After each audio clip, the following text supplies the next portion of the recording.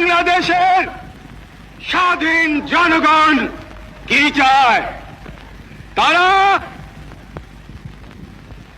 চায় বেঁচে থাকবার অধিকার, যে অধিকার আল্লাহ এই দেশের জনগণকে দিয়েছে।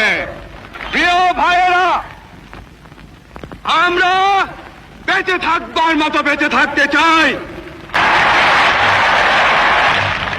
আছেন আপনারাই আগামী দিন দেশকে নেতৃত্ব দিবেন, দেশকে গড়ে তুলবেন।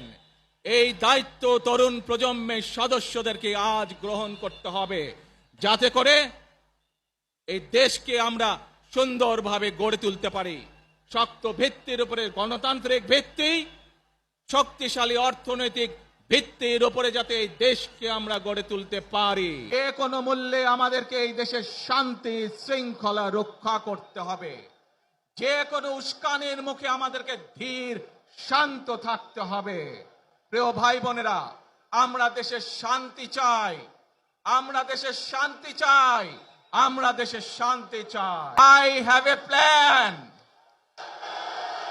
for the people of my country, for my country.